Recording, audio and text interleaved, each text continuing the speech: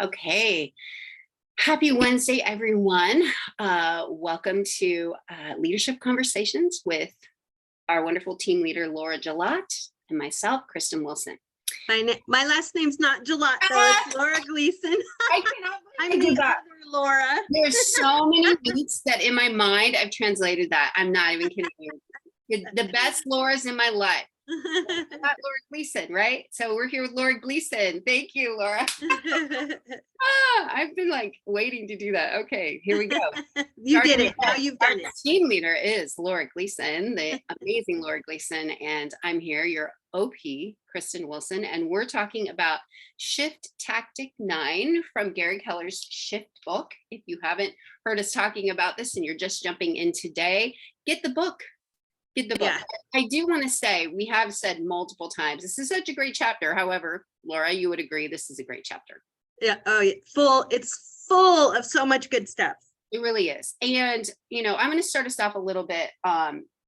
The conversation is about, the actual tactic is called create urgency and overcoming buyer reluctance. And honestly, there's no other way to do that than to practice the conversations and the questions, right? But I want to talk about one of the things that Gary talks about in this chapter, which is really becoming the expert of choice in the market you're in. Mm-hmm. Yeah, which is a regular practice. It's not a skill once learned that you just have it and you know it. It involves studying of the market, it involves knowing the numbers, it involves paying attention to what's happening, what's changing, and what that means, right?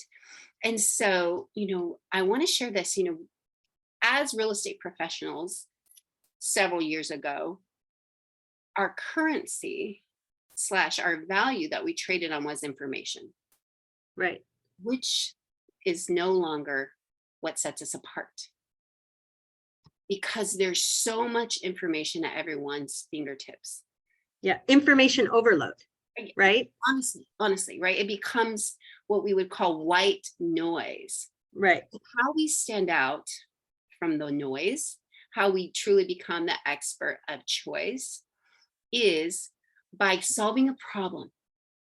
By taking a piece of information, asking the question or pointing out the potential problem there and solving it and being the solution to that problem.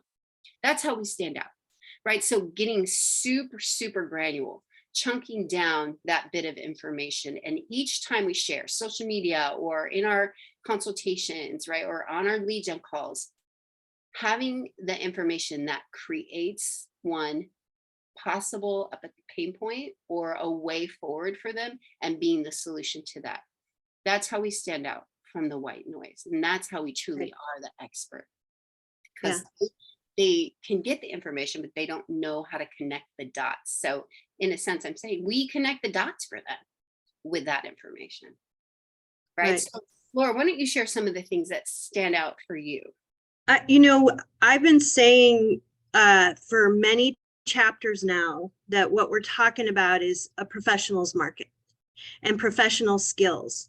And when you talk about being the local expert of choice or economist of choice and getting past all that information overload and white noise, you're really talking about developing your professional skills.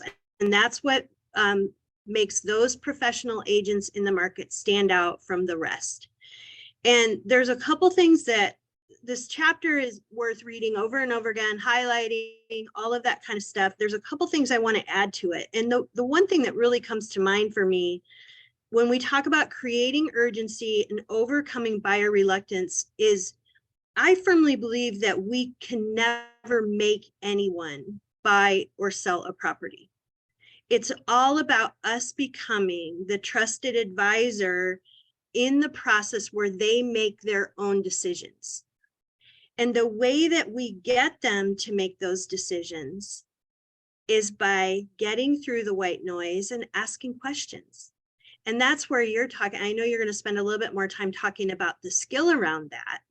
And it's truly a skill worth practicing. It's what makes you a professional, is being able to talk less and listen more and ask the right questions, because then you help your buyers in that self-discovery process of making their own decision, because that's really what we're doing. We're advising and we're making the decision. However, we also do have some ability to be the economists of choice in the area and to help people get through all of the hype in the media, all that noise that's just to make a headline, and get down to the nitty gritty of what's really happening. And that's where we want to be an expert of what's going on in our local markets. We really want to know our numbers. We want to be a professional around that. And the other thing I wanted to add, and I pulled this up, I looked up the definition. I always find when we talk about the market of the moment, right? The Shift book is really a book that was written when markets shifted into more of a buyer's market than a seller's market, but markets shift all the time. We've said this many, many times. And I always find it really interesting in real estate, the culture, and I'm going to speak about the United States culture because I think it's a US culture, and I'm not going to say it's a culture around the world. But the buying and selling trends that we have in the US culture is very much what we call a bandwagon or a herd mentality. And I looked up the definition of that. And the bandwagon effect is the tendency for people to adopt certain behaviors, styles, or attitudes simply because others are doing so. True. More specifically, it is a cognitive bias by which public opinion or behaviors can alter due to particular actions and beliefs rallying amongst the public. And so we in the US, we have a herd mentality or a bandwagon mentality. And it's really interesting that when there's more of a seller's market and the buyers are jumping to be the first one to make the offer and get the property, there's that herd mentality, right? Or that bandwagon. And then there's what probably we're dealing with a little bit, and it depends on everyone's market. Some markets right now are rather busy and some have slowed down a bit. And even inside of our markets here in the Mid-Willamette Valley area, we've got some pockets that are super busy and some pockets that have slowed down, right? Price ranges that some are super busy and some have slowed down.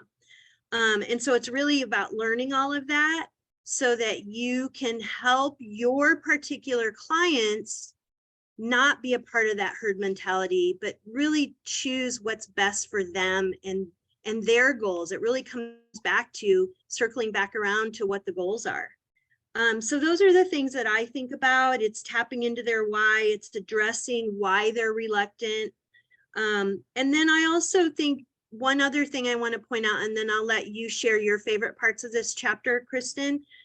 It's also being really knowledgeable and understanding about buyer urgency around the ideas of being able, ready, and willing.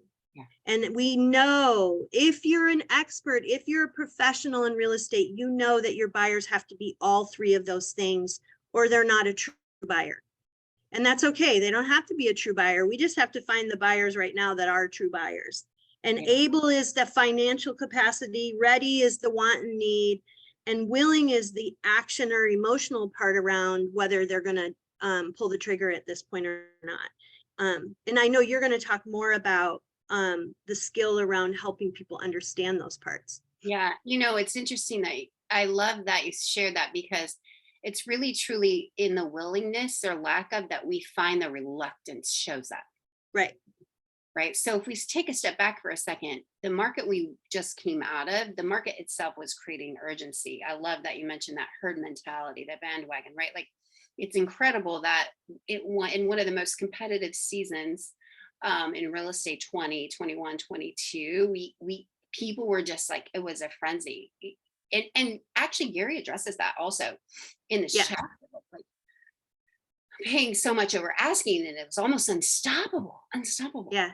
Once that bandwagon herd, and when the market itself isn't creating urgency, we're left to our own skill. Right. How will we know? How would we know, right? Those things you mentioned, ready, willing, and able, without being armed with incredible questions. Right. And this really goes back to conversation / dialogue, skill. And so there are a few things that Gary mentions in this book about that I kind of wanted to hone in on a little bit. And we've talked about this a bit when we talked about finding the motivated. It's a similar conversation worth repeating, right? Simply the conversation, the dialogue that we have with our buyers is based on knowing what questions to ask them. That's it. Practice asking questions, write questions down, practice them every day, memorize questions, internalize questions. My perspective is that, and from coaching agents all over the country and working with a lot of coaches who coach a lot of agents, is that what sets an agent apart, their ability to ask great questions. What sets a great agent apart from a good agent, it's their ability to ask great questions. Yep. The second half of that really though is listening. Right. And Gary says listening with good intentions, right? What we call active listening.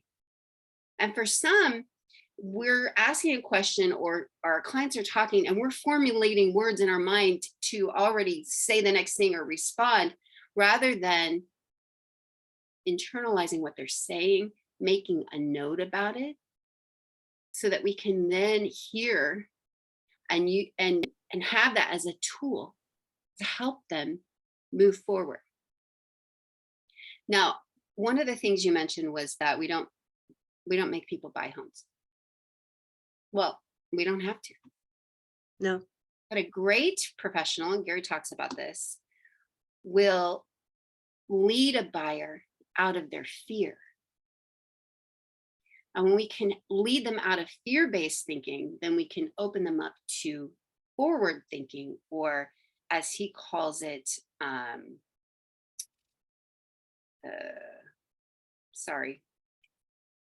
reality. I would even add to that possibility. Yeah. Right. The reality is most people do want to buy a home in our country. Everyone that we're going to be working with potentially lives in some kind of shelter. We don't have to convince them that having a home is a good idea. Right. Right. What we're asking them, what we want to uncover is in the reluctancy part is what's the fear that would be holding them back? If they could, and we could show them a way and strategize with them on a way forward, do they even want to? Right. And what's the obstacle that we can help them overcome to get there and get them into, instead of fear-based thinking, possibility thinking. And questions are our tool to do that. So I love that part of it. He says, don't talk, ask questions.